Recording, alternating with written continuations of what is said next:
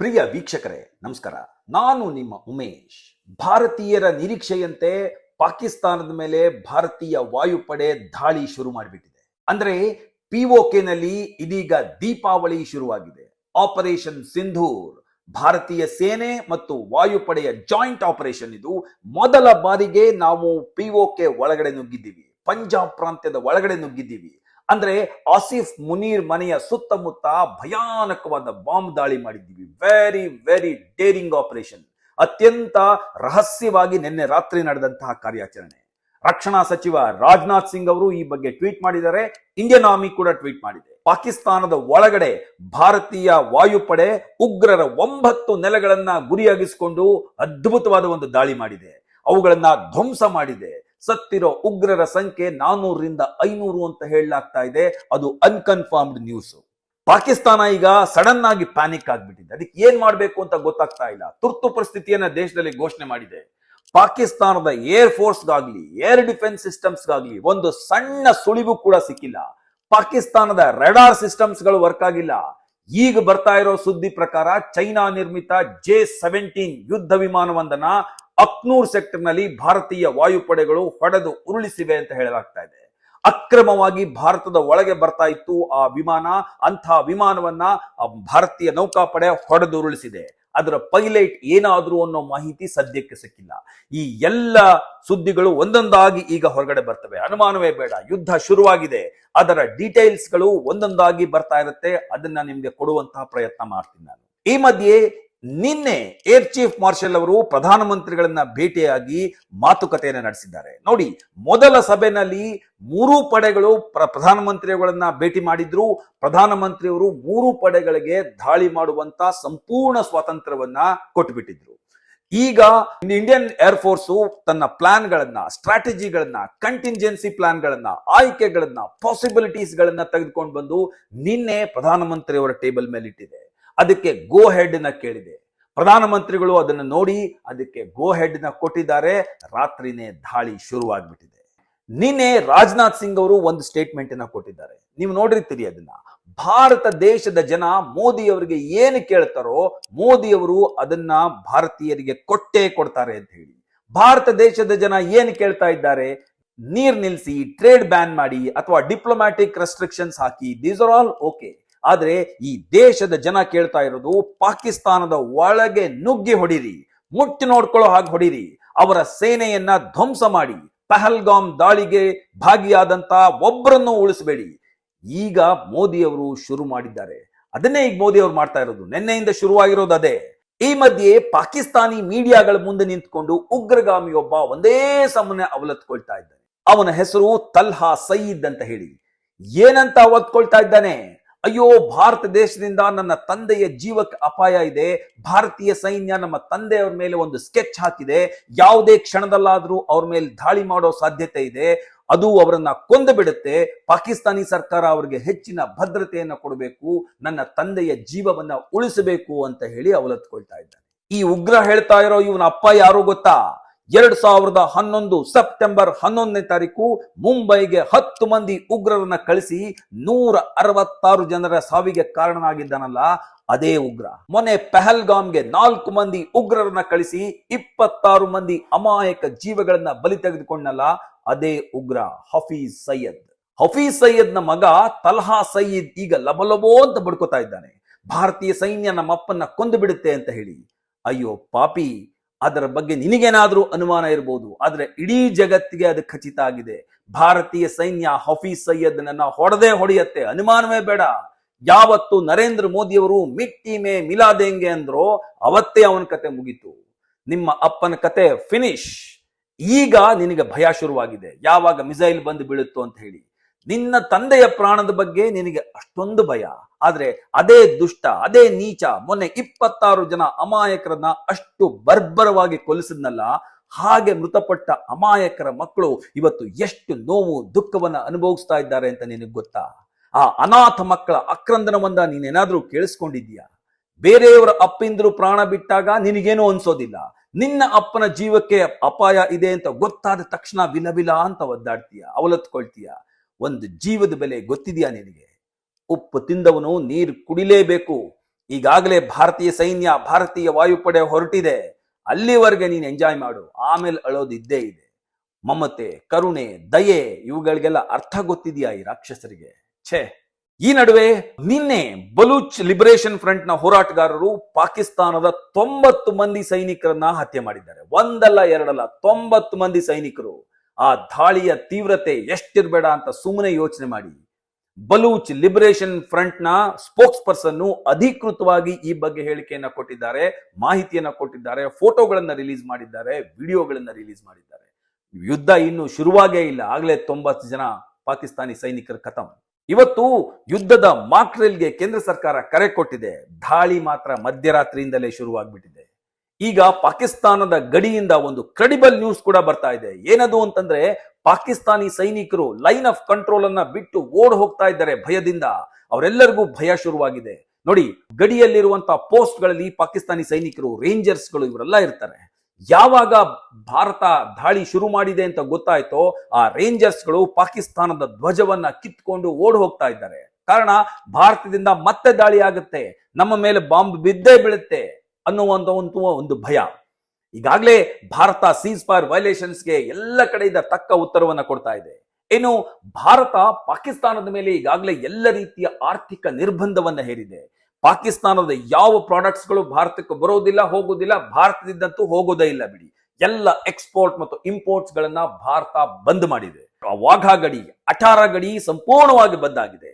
ನೋಡಿ, ಪಾಕಿಸ್ತಾನಕ್ಕೆ ಅಲ್ಪ ಸ್ವಲ್ಪ ಮಾರ್ಕೆಟ್ ಇರೋದು ಭಾರತದಲ್ಲಿ, ತನ್ನ ಪ್ರಾಡಕ್ಟ್ಸ್ ಗಳನ್ನ ಅಲ್ಲಿ ಇಲ್ಲಿ ಪುಷ್ ಮಾಡ್ಕೋಬಹುದು. ಆದ್ರೆ ಈಗ ಪಾಕಿಸ್ತಾನ, ಭಾರತ ಎಲ್ಲವನ್ನ ಬ್ಯಾನ್ ಮಾಡಿರೋದ್ರಿಂದ ಒಂದು ಕಳ್ಳಾಟವನ್ನ ಶುರು ಮಾಡಿದೆ. ಏನು ಕಳ್ಳಾಟ ಅಂತ ನೋಡಿ, ತನ್ನ ಪ್ರಾಡಕ್ಟ್ಸ್ ಗಳನ್ನ ಈಗ ಪಾಕಿಸ್ತಾನ ದುಬೈಗೆ, ಸಿಂಗಪೂರ್ಗೆ, ಮಲೇಷಿಯಾಗೆ ಕಳಿಸ್ತಾ ಇದೆ. ಭಾರತಕ್ಕೆ ಕಳಿಸೋಕೆ ಆಗೋದಿಲ್ಲ ಅಂತ ಹೇಳಿ ಅಲ್ಲಿ ರೀಪ್ಯಾಕಿಂಗ್ ಆಗ್ತಾ ಇದೆ. ಅಲ್ಲಿ ಲೇಬಲ್ ಗಳನ್ನ ಚೇಂಜ್ ಮಾಡ್ತಾ ಇದೆ ಪಾಕಿಸ್ತಾನ. ಮ್ಯಾನುಫ್ಯಾಕ್ಚರ್ಡ್ ಇನ್ ಪಾಕಿಸ್ತಾನ ಅನ್ನೋ ಸ್ಟಿಕ್ಕರ್ ಅನ್ನ ತೆಗೆದು manufactured in Dubai, Singapore, Malaysia ಅಂತ ಹಾಕಿ ಅದನ್ನ ರೀಪ್ಯಾಕಿಂಗ್ ಮಾಡಿ ಭಾರತಕ್ಕೆ ಕಳಿಸ್ತಾ ಇದೆ. ಎಂತ ಲಜ್ಜೆಗೆಟ್ಟ ದೇಶ ನೋಡಿ. ಈಗ ನಮ್ಮ ಕಸ್ಟಮ್ಸ್ ಅಧಿಕಾರಿಗಳು ಈ ನೆಕ್ಸಸ್ ಅನ್ನ ಸಂಪೂರ್ಣವಾಗಿ ಐಡೆಂಟಿಫೈ ಮಾಡ್ತಾ ಇದ್ದಾರೆ ಮತ್ತು ಕ್ರ್ಯಾಕ್ ಮಾಡ್ತಾ ಇದ್ದಾರೆ. ಆ ದೇಶ ಎಷ್ಟು ಡೆಸ್ಪರೇಟ್ ಆಗಿದೆ ಅಂತ ಸುಮ್ಮನೆ ಯೋಚನೆ ಮಾಡಿ.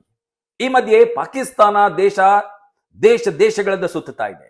ನಿನ್ನೆ ವಿಶ್ವಸಂಸ್ಥೆ ಮುಂದೆ ಹೋಗಿ ಅಲ್ಲಿನ ಅಂಬಾಸಿಡರು ಅಂಗಲಾಚಿದ್ದಾರೆ. ಭಾರತ ನಮ್ಮ ಮೇಲೆ ದಾಳಿ ಮಾಡ್ತಾ ಇದೆ, ಅದಕ್ಕೆ ಯುದ್ಧ ಮಾಡಬೇಡ ಅಂತ ನೀವು ಡೈರೆಕ್ಷನ್ಸ್ ಕೊಡಿ, ಯುದ್ಧ ಮಾಡಿದ್ರೆ ಪಾಕಿಸ್ತಾನ ಸಂಪೂರ್ಣವಾಗಿ ನಾಶ ಆಗತ್ತೆ ಅಂತ ಅವಲತ್ಕೊಂಡಿದೆ. ಆದ್ರೆ ವಿಶ್ವಸಂಸ್ಥೆ ಪಾಕಿಸ್ತಾನಕ್ಕೆ ತಪರಾಕಿ ಹಾಕಿ ಕ್ಯಾಕರಿಸಿ ಉಗಿದು ಕಳಿಸಿದೆ. ನೀನ್ ಯಾಕೆ ಭಯೋತ್ಪಾದಕರಿಗೆ ಆಶ್ರಯ ಕೊಟ್ಟೆ ಅಂತ ಎಲ್ಲರ ಮುಂದೆ ಮುಖಕ್ಕೆ ಹೊಡೆದಂಗೆ ಹೇಳಿ ಕಳಿಸಿದೆ. ವಿಶ್ವಸಂಸ್ಥೆಯ ಬಹುತೇಕ ರಾಷ್ಟ್ರಗಳು ಈಗ ಭಾರತದ ಬೆನ್ನಿಗೆ ನಿಂತಿದೆ. ಸಹಜವಾಗಿ ಚೀನಾ ಪಾಕಿಸ್ತಾನದ ಪರವಾಗಿ ನಿಂತಿದೆ. ಮಜಾ ಅಂತಂದ್ರೆ, ಮೊನ್ನೆ ಮಾಸ್ಕೋದಲ್ಲಿನ ಪಾಕಿಸ್ತಾನದ ಅಂಬಾಸಿಡರು ಮೊಹಮ್ಮದ್ ಖಾಲಿದ್ ಜಮಾಲಿ ಅಂತ ಹೇಳಿ ಆತ ನೇರವಾಗಿ ಹೋಗಿ ರಷ್ಯಾದ ಕಾಲಿಡ್ಕೊಂಡಿದ್ದಾನೆ. ಆತ ಹೇಳ್ತಾನೆ, 1965ರಲ್ಲಿ ಭಾರತ ಪಾಕಿಸ್ತಾನ ಯುದ್ಧ ಆದಾಗ ಇದೇ ರಷ್ಯಾ ನಿಮ್ಮಿಬ್ಬರನ್ನ ಕರೆಸಿ ತಾಷ್ಕೆಂಟ್ ನಲ್ಲಿ ಸಂಧಾನ ಮಾಡಿಸಿದ್ರಿ, ನಾವು ಕಳ್ಕೊಂಡಿದ್ದ ಭೂಮಿಯನ್ನ ವಾಪಸ್ ನಮಗೆ ಕೊಡಿಸಿದ್ರಿ, ಈ ಬಾರಿನೂ ನೀವು ನಮಗೆ ಸಹಾಯ ಮಾಡಿ, ಭಾರತ ಯುದ್ಧಕ್ಕೆ ಬರ್ತಾ ಇದೆ, ಅದನ್ನ ತಡೀರಿ, ನೀವು ನಮ್ಮಿಬ್ಬರಿಗೂ ಅತ್ಯಾಪ್ತವಾದ ರಾಷ್ಟ್ರ, ನಮ್ಮಿಬ್ಬರ ಜೊತೆನಲ್ಲೂ ನೀವು ಒಳ್ಳೆ ರಿಲೇಷನ್ಸ್ ಇಟ್ಕೊಂಡಿದೀವಿ, ನಾವು ನಿಮಗೆ ತುಂಬಾ ಒಳ್ಳೆ ರಿಲೇಷನ್ಸ್ ಇಟ್ಕೊಂಡಿದೀವಿ, ನಮಗೂ ನಿಮ್ಮ ಮೇಲೆ ತುಂಬಾ ಪ್ರೀತಿ ಇದೆ, ವಿಶ್ವಾಸ ಇದೆ ಅಂತ ಹೇಳ್ತಾ ಇದೆ. 1965ರಲ್ಲಿ ಭಾರತೀಯ ಸೈನ್ಯ ಪಾಕಿಸ್ತಾನವನ್ನ ಹೆಂಗ ಬಡಿತು ಅಂತಂದ್ರೆ ಮುಟ್ಟಿ ನೋಡ್ಕೋಬೇಕು, ಹಾಗೆ ಹೊಡೆದಿತ್ತು.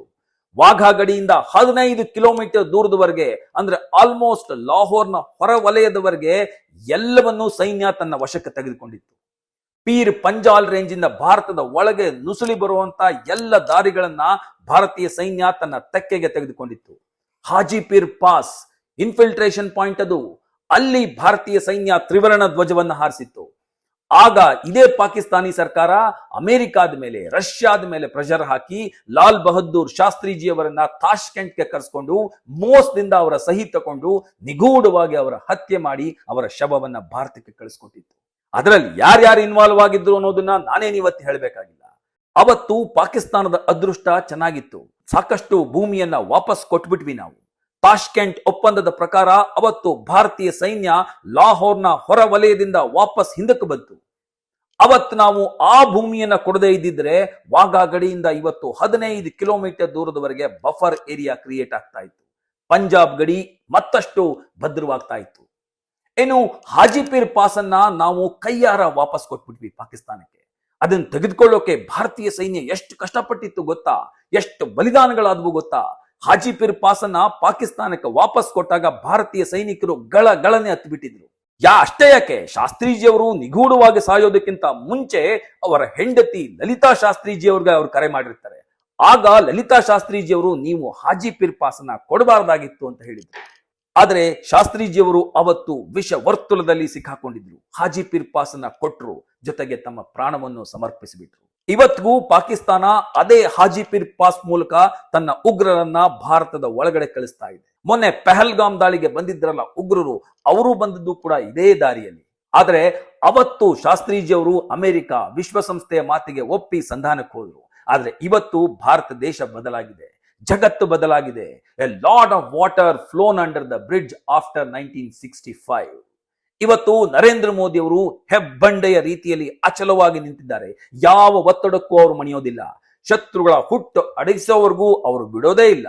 ಅಮೆರಿಕ ಅಲ್ಲ, ರಷ್ಯಾ ಅಲ್ಲ, ವಿಶ್ವಸಂಸ್ಥೆ ಅಲ್ಲ, ಜಗತ್ತಿನ ಯಾವ ಶಕ್ತಿಯೂ ಕೂಡ ಮೋದಿಯವರ ನಿರ್ಧಾರವನ್ನ ಬದಲಿಸೋದಕ್ಕೆ ಸಾಧ್ಯವೇ ಇಲ್ಲ. ಕಾರಣ ನಮ್ಮದು 1960ರ ದಶಕ ಅಲ್ಲ, ಇದು 2025ರ ನವಭಾರತ. ನೋಡ್ತಾ ಇರಿ ಮುಂದೆ ಏನೇನಾಗತ್ತೆ ಅಂತ. ಹಾಗಾಗಿ ನಮ್ಮ ಶಕ್ತಿ ಏನು ಅನ್ನೋದು ಪಾಕಿಸ್ತಾನಕ್ಕೆ ಚೆನ್ನಾಗಿ ಗೊತ್ತಿದೆ. ಅದು ಹೋಗಿ ಈಗ ಅವರು ಇವರು ಕಾಲ್ ಕಟ್ತಾ ಇದೆ, ಕಟ್ಲಿ, ಅದು ಅವ್ರವ್ರ ಕರ್ಮ. ಆದ್ರೆ ಮೊನ್ನೆ ರಷ್ಯಾಕ್ಕೆ ಹೋಗಿ ಪಾಕಿಸ್ತಾನ ನೀವು ನಮ್ಮ ಅತ್ಯಾಪ್ತ ರಾಷ್ಟ್ರ, ನಿಮ್ಮ ಸಂಬಂಧ, ವ್ಯಾಪಾರ, ವಹಿವಾಟು ತುಂಬಾ ಚೆನ್ನಾಗಿದೆ ಅಂತ ಪುಂಗಿ ಊದಿದೆ. ಇದಕ್ಕೆ ಏನ್ ಹೇಳ್ಬೇಕು ಹೇಳಿ? ಯಾವ ಕಾಲದಲ್ಲಿ ಪಾಕಿಸ್ತಾನ ರಷ್ಯಾದ ಜೊತೆ ವ್ಯಾಪಾರ ಮಾಡಿದೆ? ಇಷ್ಟು ವರ್ಷಗಳ ಕಾಲ ಏನನ್ನ ರಷ್ಯಾಕ್ಕೆ ರಫ್ತು ಮಾಡಿದೆ, ಏನನ್ನ ಆಮದು ಮಾಡ್ಕೊಂಡಿದೆ, ಯಾವ ಶಸ್ತ್ರಾಸ್ತ್ರಗಳನ್ನ ರಷ್ಯಾದಿಂದ ಕೊಂಡುಕೊಂಡಿದೆ ದುಡ್ಡು ಕೊಟ್ಟು? ಮೊದಲೇ ದರಿದ್ರ ದೇಶ, ಅದು ದುಡ್ಡು ಕೊಟ್ಟು ರಷ್ಯಾದಿಂದ ಶಸ್ತ್ರಾಸ್ತ್ರಗಳನ್ನ ಖರೀದಿ ಮಾಡೋದಕ್ಕೆ ಸಾಧ್ಯನಾ? ಚೀನಾದವರು ದ ಏಂಜಲ್ ಅನ್ನ ತಿಂದು ಬದುಕ್ತಾ ಇರೋ ದೇಶ ಅದು. ರಷ್ಯಾ ಇವರನ್ನ ನಂಬುತ್ತಾ? ಆಫ್ಘಾನಿಸ್ತಾನಕ್ಕೆ ರಷ್ಯಾ ಮತ್ತು ಪಾಕಿಸ್ತಾನ ಬಂದು ಬಡದಾಡ್ತಾ ಇರುವಾಗ ಅಮೆರಿಕಾದಿಂದ ಶಸ್ತ್ರಾಸ್ತ್ರಗಳನ್ನ ಪಡ್ಕೊಂಡು ಅದನ್ನ ರಷ್ಯಾದ ವಿರುದ್ಧ ಬಳಸಿದ ಜನ ಇವರು. ರಷ್ಯಾದ ಬೆನ್ನಿಗೆ ಚೂರಿ ಹಾಕಿದ ದೇಶ ಇದು. ಈಗ ಅದ್ ಹೆಂಗ ರಷ್ಯಾ ಇವರಿಗೆ ಅತ್ಯಾಪ್ತ ರಾಷ್ಟ್ರ ಆಗಿಬಿಡುತ್ತೆ? ರಷ್ಯಾಗಿದೇನು ಗೊತ್ತಿಲ್ಲದ ವಿಷಯನ. ಹಾಗಾಗಿ ರಷ್ಯಾ ಇವರನ್ನ ಒದ್ದು ಓಡಿಸಿ ಹೋಗಿ ನಾವು ಸಪೋರ್ಟ್ ಮಾಡೋದು ಭಾರತಕ್ಕೆ ಅಂತ ಘಂಟಾಘೋಷವಾಗಿ ಹೇಳ್ತು. ಅಷ್ಟೇ ಅಲ್ಲ, ಭಾರತಕ್ಕೆ ನೀವು ವರಿ ಮಾಡ್ಕೊಳ್ಬೇಡಿ, ನಮ್ಮಲ್ಲಿರುವಂತಹ ಇಗ್ಲಾ-ಎಸ್ ಮಿಸೈಲ್ಗಳನ್ನ ಕೊಡ್ತೀವಿ, ತಗೊಂಡು ಪಾಕಿಸ್ತಾನನ ಬಡದು ಹಾಕಿ ಅಂತ ಹೇಳಿದ್ರು. ಇಗ್ಲಾ-ಎಸ್ ಮಿಸೈಲ್ಸ್ಗಳು ಅಂದ್ರೆ ಅದನ್ನ ಭುಜದ ಮೇಲೆ ಇಟ್ಕೊಂಡು ಪ್ಲೇನ್ಗಳು, ಹೆಲಿಕಾಪ್ಟರ್ಗಳು, ಡ್ರೋನ್ಗಳನ್ನ ಒಂದೇ ಸಾರಿಗೆ ಹೊಡೆದು ಉರುಳಿಸಬಹುದು. ಅದನ್ನ ರಷ್ಯಾ ದೊಡ್ಡ ಪ್ರಮಾಣದಲ್ಲಿ ನಮಗೆ ಕೊಟ್ಟಿದೆ. ಭಾರತ ಅದನ್ನ ಲೈನ್ ಆಫ್ ಕಂಟ್ರೋಲ್ ನಲ್ಲಿ ಈಗ ಡಿಪ್ಲಾಯ್ ಮಾಡ್ತಾ ಇದೆ. ಇನ್ನು ಭಾರತ ಕಳೆದ ವಾರ ಇಂಡಸ್ ವಾಟರ್ ಟ್ರೀಟಿ ಅಗ್ರಿಮೆಂಟ್ ನ ಸಂಪೂರ್ಣವಾಗಿ ಕ್ಯಾನ್ಸಲ್ ಮಾಡಿತ್ತು. ಈಗ ಪಾಕಿಸ್ತಾನಕ್ಕೆ ಹರಿದು ಹೋಗೋ ನೀರಿನ ಎಲ್ಲ ಡ್ಯಾಮ್ ಗಳನ್ನ ಬಂದ್ ಮಾಡಿದೆ. ಒಂದು ಹನಿ ನೀರು ಕೂಡ ಪಾಕಿಸ್ತಾನಕ್ಕೆ ಹೋಗ್ತಾ ಇಲ್ಲ. ಚೆನಾಬ್ ನದಿಗೆ ಕಟ್ಟಿರೋ ಜಮ್ಮು ಡ್ಯಾಮ್ ಅನ್ನ ಬ್ಲಾಕ್ ಮಾಡಿದೆ. Kishan Ganga hydro electric projects ಗೆ ಬರ್ತಾ ಇದ್ದ ನೀರು ಈಗ ನಿಂತು ಹೋಗಿದೆ. ನೀರೇ ಇಲ್ಲ ಅಂತಂದ್ರೆ ಇವರು ಎಲೆಕ್ಟ್ರಿಸಿಟಿ ಪ್ರೊಡ್ಯೂಸ್ ಮಾಡೋದು ಎಲ್ಲಿ ಬಂತು? ಇಡೀ ದೇಶ ಕತ್ತಲಲ್ಲಿ ಮುಳುಗತ್ತೆ. ಅವತ್ತು ಸಿಂಧು ನದಿ ಹರಿದು ಬರ್ತಾ ಇತ್ತಲ್ಲ, ಆ ಜಾಗಗಳು ಇವಾಗ ಬರದಾಗಿವೆ. ಅಲ್ಲಿ ಪಾಕಿಸ್ತಾನಿ ಹುಡುಗರು ಕ್ರಿಕೆಟ್ ಆಡ್ತಾ ಇದ್ದಾರೆ. ಬೆಳೆಗಳ ನಾಶ ಆಗ್ತಾ ಇದೆ. ಪಂಜಾಬ್ ಪ್ರಾಂತ್ಯದ ಗತಿ ಅಧೋಗತಿಗೆ ಇಳಿದ್ಬಿಟ್ಟಿದೆ. ಇತ್ತ ಒಂದ್ ಕಡೆ ಪಾಕಿಸ್ತಾನಿ ಸೈನಿಕರು LOCಯನ್ನ ಬಿಟ್ಟು ಓಡ್ ಹೋಗ್ತಾ ಇದ್ದಾರೆ. ಕೆಲವರು ರಜಾ ಹಾಕಿಬಿಟ್ಟಿದ್ದಾರೆ, ಮತ್ತೆ ಕೆಲವರು ಯುದ್ಧಕ್ಕೆ ಹೆದರಿ ದೇಶನೇ ಬಿಟ್ಟು ಹೋಗ್ತಾ ಇದ್ದಾರೆ. ಆದ್ರೆ ಭಾರತದ ಮ್ಯೂನಿಷನ್ ಇಂಡಿಯಾ ಲಿಮಿಟೆಡ್ ಅಂದ್ರೆ ಭಾರತದಲ್ಲಿ ಮದ್ದು, ಗುಂಡು, ಶಸ್ತ್ರಾಸ್ತ್ರಗಳನ್ನ ತಯಾರು ಮಾಡುವಂತಹ ಕಾರ್ಖಾನೆಯಲ್ಲಿ ಕೆಲಸ ಮಾಡುವಂತಹ ನಮ್ಮ ಭಾರತೀಯರು ಲಾಂಗ್ ಲೀವ್ ಗಳನ್ನ ಕ್ಯಾನ್ಸಲ್ ಮಾಡಿ ಮೂರು ಶಿಫ್ಟ್ ಗಳಲ್ಲಿ ಕೆಲಸ ಮಾಡ್ತಾ ಇದ್ದಾರೆ. ಹಗಲು ರಾತ್ರಿ ರಾಶಿ ಅಮ್ಯುನಿಷನ್ಗಳನ್ನ ತಯಾರು ಮಾಡಿ ಬಿಸಾಕ್ತಾ ಇದ್ದಾರೆ, ಯುದ್ಧ ಸಮಯಕ್ಕೆ ಬೇಕಾಗತ್ತೆ ಅಂತ ಹೇಳಿ. ಅಂತಹ 12 ಆರ್ಡಿನೆನ್ಸ್ ಫ್ಯಾಕ್ಟರಿಗಳು ದೇಶದಲ್ಲಿವೆ. ಅಲ್ಲಿ ಕೆಲಸ ಮಾಡ್ತಾ ಇರೋ ನಿಸ್ವಾರ್ಥ ಜೀವಿಗಳಿಗೊಂದು ನಮಸ್ಕಾರ. ಈ ಮಧ್ಯೆ ನಿನ್ನೆ ಇಬ್ಬರು ವಿದೇಶಿ ಡಿಪ್ಲೊಮ್ಯಾಟ್ಸ್ ಗಳು ಭಾರತಕ್ಕೆ ಮತ್ತು ಅಮೆರಿಕಕ್ಕೆ ಒಂದಷ್ಟು ಸ್ಪೆಸಿಫಿಕ್ ಇನ್ಪುಟ್ಸ್ ಗಳನ್ನ ಕೊಟ್ಟಿದ್ದಾರೆ. ಗಂಭೀರವಾದ ವಿಚಾರವನ್ನ ಬಹಿರಂಗಪಡಿಸಿದ್ದಾರೆ. ಒಬ್ಬರು ಭಾರತದಲ್ಲಿರುವಂತಹ ಇಸ್ರೇಲ್ನ ರಾಯಭಾರಿ ರೋಹನ್ ಅಜಾರ್ ಅಂತ ಹೇಳಿ, ಮತ್ತೊಬ್ಬರು ಅಮೆರಿಕದ ಮಾಜಿ ಭದ್ರತಾ ಸಲಹೆಗಾರ ಬೋಲ್ಟನ್ ಅವರು. ಇಸ್ರೇಲ್ನ ರಾಯಭಾರಿಗಳು ಅಲ್ಲಿನ ಬೇಹುಗಾರಿಕಾ ಸಂಸ್ಥೆ ಮೊಸಾದ್ ಇನ್ಪುಟ್ ತಗೊಂಡು ಮೊನ್ನೆ ನಡೆದ ಪಹಲ್ಗಾಮ್ ದಾಳಿಯಲ್ಲಿ ಲಷ್ಕರ್ ಇ ತೈಬಾ ಉಗ್ರಗಾಮಿ ಸಂಘಟನೆಯ ಜೊತೆಗೆ ಹಮಾಸ್ ಮತ್ತು ಹಿಜ್ಬುಲ್ಲಾ ಉಗ್ರರು ಸೇರ್ಕೊಂಡಿದ್ದಾರೆ. ಈ ಮೂವರು ಮಾಡಿರೋ ಸಂಚು ಇದು ಅಂತ ಹೇಳಿದ್ದಾರೆ. ಮೊಸಾದ್ ಯಾವಾಗ್ಲೂ ಕ್ರೆಡಿಬಲ್ ಎವಿಡೆನ್ಸ್ ಗಳನ್ನ ಟೇಬಲ್ಗೆ ತರುತ್ತೆ. ಯಾಕೆ ಅವರು ಹೀಗೆ ಹೇಳಿದ್ರು ಅಂತಂದ್ರೆ, ಪಹಲ್ಗಾಮ್ ದಾಳಿ ಆಗೋದಕ್ಕಿಂತ ಕೆಲವೇ ದಿನಗಳ ಮೊದಲು ಪಾಕಿಸ್ತಾನಕ್ಕೆ ಹಮಾಸ್ ಉಗ್ರ ನಾಯಕರು ಬಂದಿದ್ದಾರೆ. ಅಲ್ಲಿನ ಆರ್ಮಿ, ISI ಉಗ್ರಗಾಮಿ ಸಂಘಟನೆಗಳ ನಾಯಕರ, ಅದರಲ್ಲೂ ಜೈಷ್ ಎ ಮೊಹಮ್ಮದ್ ಸಂಘಟನೆಯ ಉಗ್ರರ ಜೊತೆ ಇವರೆಲ್ಲ ಸೇರಿ ಸುದೀರ್ಘವಾದ ಚರ್ಚೆ ನಡೆಸಿದ್ದಾರೆ. ಇನ್ ಕೊಲಾಬರೇಷನ್ ಪ್ಲಾನ್ ಮಾಡಿದ್ದಾರೆ. ಹಮಾಸ್ ಉಗ್ರರು ಪಾಕಿಸ್ತಾನಿ ಉಗ್ರರಿಗೆ ಒಂದಷ್ಟು ಶಸ್ತ್ರಾಸ್ತ್ರಗಳನ್ನು ಕೊಟ್ಟಿದ್ದಾರೆ. ಅದೆಲ್ಲವನ್ನ ಪಾಕಿಸ್ತಾನ ಪಹಲ್ಗಾಮ್ ದಾಳಿಗೆ ಬಳಸಿದೆ. ಇತ್ತ ಅಮೆರಿಕದ NSA ಬೋಲ್ಟನ್ ಅವರು ಕೂಡ ಇದೇ ಮಾತನ್ನು ಹೇಳಿದ್ದಾರೆ. ಜೊತೆಗೆ ಅವರು ಅಮೆರಿಕ ಸರ್ಕಾರಕ್ಕೆ ಒಂದು ಖಡಕ್ ಸಜೆಷನ್ ಕೊಟ್ಟಿದ್ದಾರೆ. ಭಾರತದ ಶಕ್ತಿಯ ಮುಂದೆ ಪಾಕಿಸ್ತಾನ ಏನೇನೂ ಅಲ್ಲ, ಆದ್ರೆ ಪಾಕಿಸ್ತಾನಕ್ಕೆ ಚೈನಾ ಸಪೋರ್ಟ್ ಮಾಡಬಹುದು, ಮಾಡುತ್ತೆ. ಕಾರಣ ಚೈನಾಗೆ ಏಷ್ಯಾದಲ್ಲಿ ಶಾಂತಿ ನೆಲೆಸೋದು ಬೇಕಾಗಿಲ್ಲ. ಪಾಕಿಸ್ತಾನಕ್ಕೆ ಚೈನಾ ಸಪೋರ್ಟ್ ಮಾಡಿದರೆ ಪಾಕಿಸ್ತಾನದ ಶಕ್ತಿ ಜಾಸ್ತಿ ಆಗೋ ಎಲ್ಲ ಸಾಧ್ಯತೆ ಇದೆ. ಹಾಗಾಗಿ ಈ ಸಮಯದಲ್ಲಿ ಅಮೆರಿಕ ಭಾರತದ ಜೊತೆ ಗಟ್ಟಿಯಾಗಿ ನಿಲ್ಲಬೇಕು. ಎಷ್ಟರ ಮಟ್ಟಿಗೆ ಅಂತಂದ್ರೆ, ಭಾರತದ ರಕ್ಷಣೆಗೆ ನಾವೊಂದು ಅಭೇದ್ಯವಾದ ಕೋಟೆಯನ್ನ ನಿರ್ಮಾಣ ಮಾಡಬೇಕು. ಅದನ್ನ ನೋಡಿ ಚೀನಾ ಹೆದರಿ ಪಾಕಿಸ್ತಾನದಿಂದ ದೂರ ಇರಬೇಕು. ತಕ್ಷಣ ಈ ಬಗ್ಗೆ ಕ್ರಮ ತಗೊಳ್ಳಿ ಅಂತ ಹೇಳಿ ಬೋಲ್ಟನ್ ಟ್ರಂಪ್ ಆಡಳಿತಕ್ಕೆ ಒಂದು ಸಜೆಷನ್ ಕೊಟ್ಟಿದ್ದಾರೆ. ಯಾರಿಗಾದ್ರೂ ಸಪೋರ್ಟ್ ಮಾಡಲಿ, ಆದ್ರೆ ನರೇಂದ್ರ ಮೋದಿ ಅವರು ಮಾತ್ರ ತಾವು ಇಟ್ಟಿರುವ ಹೆಜ್ಜೆಯಿಂದ ಹಿಂದೆ ಸರಿಯೋದೇ ಇಲ್ಲ. ಅದಂತೂ ಸ್ಪಷ್ಟ. ಈಗಾಗಲೇ ಯುದ್ಧ ಶುರುವಾಗಿದೆ, ದಾಳಿ ಶುರುವಾಗಿದೆ. ಭಾರತ ಪಾಕಿಸ್ತಾನದ ಉಗ್ರ ನೆಲೆಗಳನ್ನ ಧ್ವಂಸ ಮಾಡೋದಕ್ಕೆ ಶುರು ಮಾಡಿದೆ. ನೋಡೋಣ ಏನೇನಾಗುತ್ತೆ ಅಂತ. ಯುದ್ಧದ ಬಗ್ಗೆ ಮತ್ತಷ್ಟು ತಾಜಾ ಮಾಹಿತಿಯನ್ನ ಮುಂದಿನ ವಿಡಿಯೋದಲ್ಲಿ ನಾನು ನಿಮ್ಗೆ ಹೇಳ್ತಾ ಹೋಗ್ತೀನಿ. ಇಷ್ಟು ಹೇಳಿ ಇವತ್ತಿನ ಈ ಸಂಚಿಕೆಯನ್ನ ಮುಗಿಸ್ತಾ ಇದ್ದೀನಿ. ನಮ್ಮ ಈ ಸಂಚಿಕೆ ನಿಮಗೆ ಇಷ್ಟ ಆಗಿದ್ರೆ ಲೈಕ್ ಮಾಡಿ, ಫಾಲೋ ಮಾಡಿ, ಶೇರ್ ಮಾಡಿ. ಹಾಗೆ ನಮ್ಮ ಧಾತ್ರಿ ಕ್ರಿಯೇಷನ್ಸ್ ಯೂಟ್ಯೂಬ್ ಚಾನೆಲ್ಗೆ ಸಬ್ಸ್ಕ್ರೈಬ್ ಮಾಡಿ. ನಮಸ್ಕಾರ.